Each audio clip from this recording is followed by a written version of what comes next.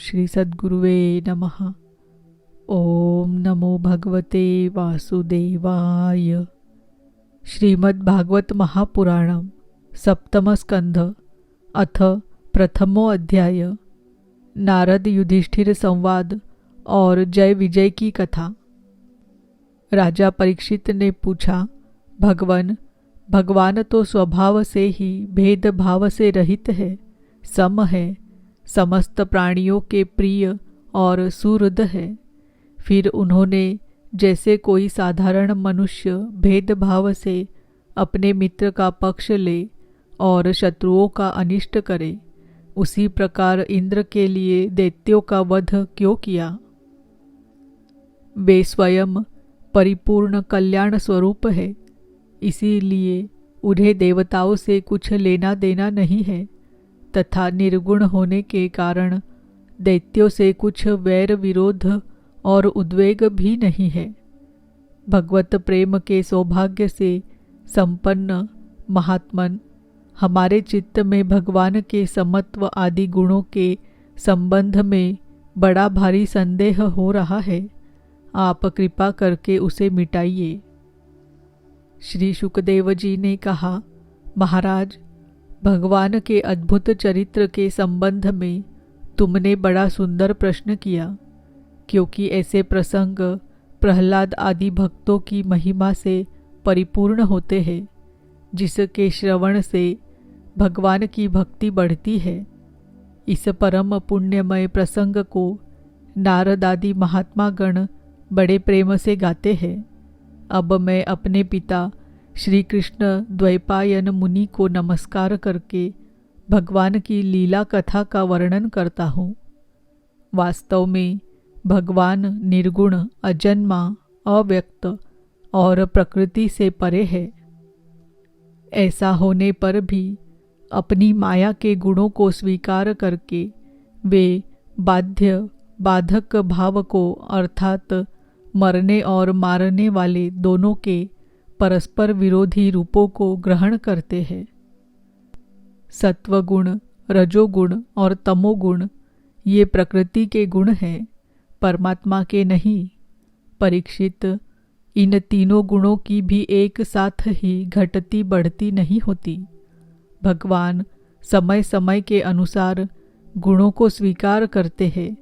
सत्वगुण की वृद्धि के समय देवता और ऋषियों का, रजोगुण की वृद्धि के समय दैत्यों का और तमोगुण की वृद्धि के समय वे यक्ष एवं राक्षसों को अपनाते और उनका अभ्युदय करते हैं। जैसे व्यापक अग्नि, काष्ठ आदि भिन्न भिन्न आश्रयों में रहने पर भी उनसे अलग नहीं जान पड़ती, परंतु मंथन करने पर वह प्रकट हो जाती है। वैसे ही परमात्मा सभी शरीरों में रहते हैं, अलग नहीं जान पड़ते।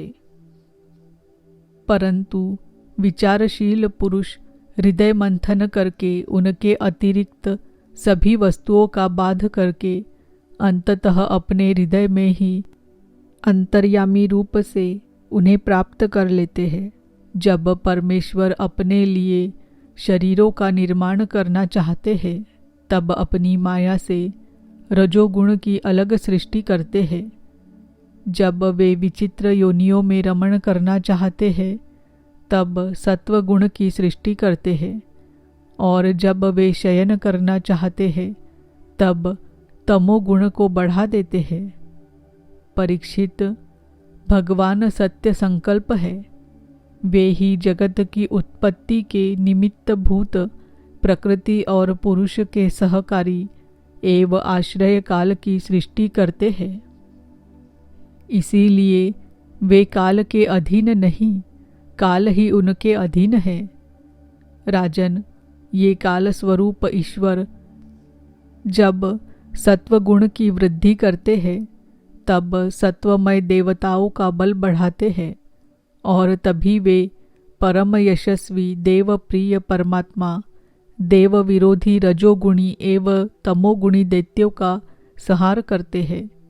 वस्तुतः वे सम ही हैं। राजन, इसी विषय में देवर्षि नारद ने बड़े प्रेम से एक इतिहास कहा था। यह उस समय की बात है जब राजसूय यज्ञ में तुम्हारे दादा युधिष्ठिर ने उनसे इस संबंध में एक प्रश्न किया था। उस महान राजसूय यज्ञ में राजा युधिष्ठिर ने अपनी आंखों के सामने बड़ी आश्चर्यजनक घटना देखी कि चेदीराज शिशुपाल सबके देखते देखते भगवान श्री कृष्ण में समा गया। वही देवर्षि नारद भी बैठे हुए थे। इस घटना से आश्चर्यचकित होकर राजा युधिष्ठिर ने बड़े बड़े मुनियों से भरी हुई सभा में उस यज्ञ मंडप में ही देवर्षि नारद से यह प्रश्न किया। युधिष्ठिर ने पूछा, अहो, यह तो बड़ी विचित्र बात है। परम तत्व भगवान श्री कृष्ण में समा जाना तो बड़े बड़े अनन्य भक्तों के लिए भी दुर्लभ है। फिर भगवान से द्वेष करने वाले शिशुपाल को यह गति कैसे मिली? नारद जी, इसका रहस्य हम सभी जानना चाहते हैं। पूर्व काल में भगवान की निंदा करने के कारण ऋषियों ने राजा वेन को नरक में डाल दिया था। यह दमघोष का लड़का पापात्मा शिशुपाल और दुर्बुद्धि दंतवक्त्र दोनों ही जब से तुतलाकर बोलने लगे थे तब से अब तक भगवान से द्वेष ही करते रहे हैं। अविनाशी परब्रह्म भगवान श्री कृष्ण को ये पानी पी पी कर गाली देते रहे हैं, परंतु इसके फलस्वरूप न तो इनकी जीभ में कोढ़ ही हुआ और न इन्हें घोर अंधकारमय नरक की ही प्राप्ति हुई। प्रत्युत जिन भगवान की प्राप्ति अत्यंत कठिन है, उन्हीं में ये दोनों सबके देखते देखते अनायास ही लीन हो गए। इसका क्या कारण है? हवा के झोंके से लड़खड़ाती हुई दीपक की लौ के समान मेरी बुद्धि इस विषय में बहुत आगा पीछा कर रही है। आप सर्वज्ञ हैं, अतः इस अद्भुत घटना का रहस्य समझाइए। श्री शुकदेव जी कहते हैं, सर्वसमर्थ देवर्षि नारद राजा के ये प्रश्न सुनकर बहुत प्रसन्न हुए। उन्होंने युधिष्ठिर को संबोधित करके भरी सभा में सबके सुनते हुए यह कथा कही। नारद जी ने कहा, युधिष्ठिर, निंदा, स्तुति, सत्कार और तिरस्कार इस शरीर के ही तो होते हैं। इस शरीर की कल्पना प्रकृति और पुरुष का ठीक ठीक विवेक न होने के कारण ही हुई है। जब इस शरीर को ही अपना आत्मा मान लिया जाता है, तब यह मैं हूँ और यह मेरा है ऐसा भाव बन जाता है। यही सारे भेदभाव का मूल है। इसी के कारण ताड़ना और दुर्वचनों से पीड़ा होती है। जिस शरीर में अभिमान हो जाता है कि यह मैं हूँ, उस शरीर के वध से प्राणियों को अपना वध जान पड़ता है, किंतु भगवान में तो जीवों के समान ऐसा अभिमान है नहीं, क्योंकि वे सर्वात्मा हैं, अद्वितीय है। वे जो दूसरों को दंड देते हैं वह भी उनके कल्याण के लिए ही, क्रोधवश अथवा द्वेषवश नहीं। तब भगवान के संबंध में हिंसा की कल्पना तो की ही कैसे जा सकती है। इसीलिए चाहे सुदृढ़ वैर भाव से या वैरहीन भक्ति भाव से, भय से, स्नेह से अथवा कामना से कैसे भी हो, भगवान में अपना मन पूर्ण रूप से लगा देना चाहिए। भगवान की दृष्टि से इन भावों में कोई भेद नहीं है। युधिष्ठिर, मेरा तो ऐसा दृढ़ निश्चय है कि मनुष्य वैर भाव से भगवान में जितना तन्मय हो जाता है, उतना भक्ति योग से नहीं होता। भृंगी कीड़े को लाकर भीत पर अपने छिद्र में बंद कर देता है और वह भय तथा उद्वेग से भृंगी का चिंतन करते करते उसके जैसा ही हो जाता है। यही बात भगवान श्री कृष्ण के संबंध में भी है। लीला के द्वारा मनुष्य मालूम पड़ते हुए ये सर्वशक्तिमान भगवान ही तो है। इनसे वैर करने वाले भी इनका चिंतन करते करते पाप रहित होकर इन्हीं को प्राप्त हो गए। एक नहीं, अनेकों मनुष्य काम से, द्वेष से, भय से और स्नेह से अपने मन को भगवान में लगाकर एवं अपने सारे पाप धोकर उसी प्रकार भगवान को प्राप्त हुए हैं जैसे भक्त भक्ति से। महाराज, गोपियों ने भगवान से मिलने के तीव्र काम अर्थात प्रेम से, कंस ने भय से, शिशुपाल, दंतवक्त्र आदि राजाओं ने द्वेष से, यदुवंशियों ने परिवार के संबंध से, तुम लोगों ने स्नेह से और हम लोगों ने भक्ति से अपने मन को भगवान में लगाया है। भक्तों के अतिरिक्त जो 5 प्रकार के भगवान का चिंतन करने वाले हैं, उनमें से राजा वेन की तो किसी में भी गणना नहीं होती, क्योंकि उसने किसी भी प्रकार से भगवान में मन नहीं लगाया था। सारांश यह कि चाहे जैसे हो, अपना मन भगवान श्री कृष्ण में तन्मय कर देना चाहिए। महाराज, फिर तुम्हारे मौसेरे भाई शिशुपाल और दंतवक्त्र दोनों ही विष्णु भगवान के मुख्य पार्षद थे। ब्राह्मणों के शाप से इन दोनों को अपने पद से च्युत होना पड़ा था। राजा युधिष्ठिर ने पूछा, नारद जी, भगवान के पार्षदों को भी प्रभावित करने वाला वह शाप किसने दिया था तथा वह कैसा था?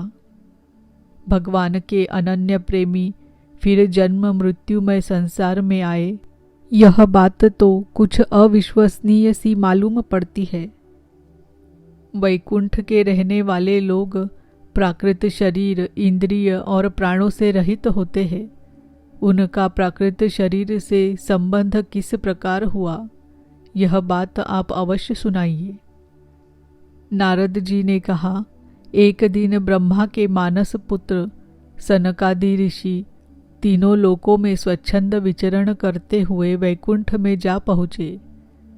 यो तो वे सबसे प्राचीन हैं, परंतु जान पड़ते हैं जैसे मानो 5-6 बरस के बच्चे हो, वस्त्र भी नहीं पहनते।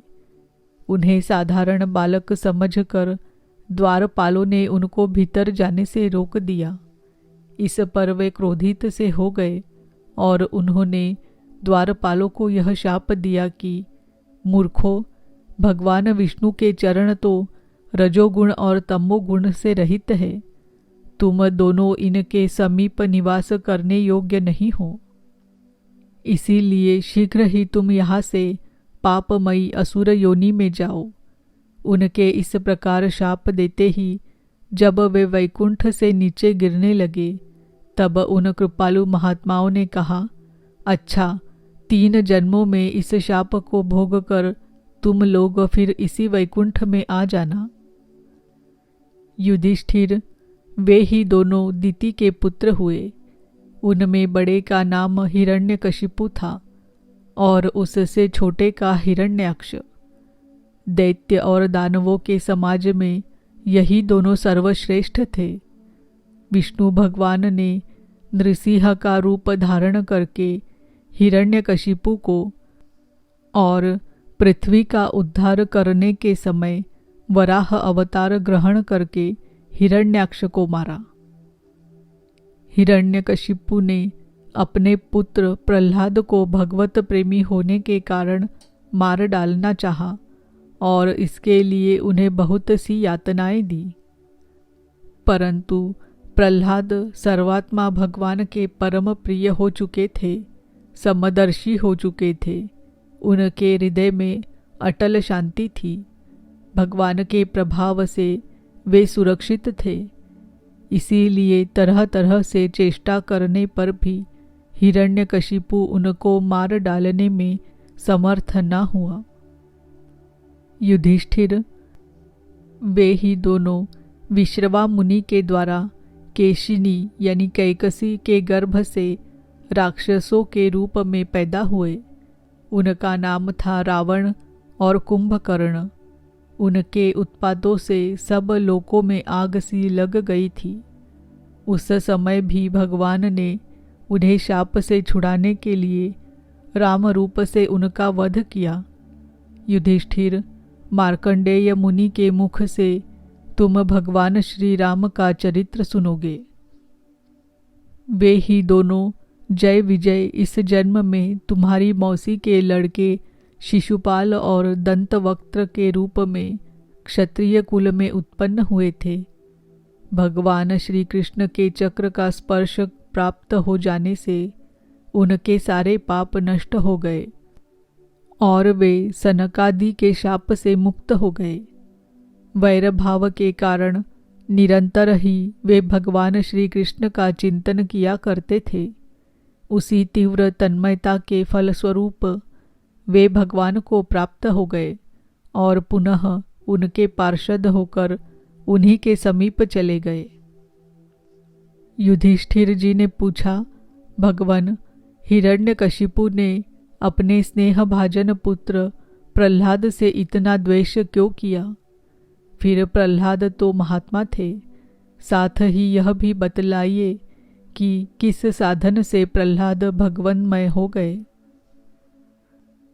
इति श्रीमद्भागवते महापुराणे पारमहंस्यां संहितायां सप्तमस्कन्धे प्रह्लादचरितोपक्रमे प्रथमोऽध्यायः। ओम नमो भगवते वासुदेवाय। ओम नमो भगवते वासुदेवाय। ओम नमो भगवते वासुदेवाय।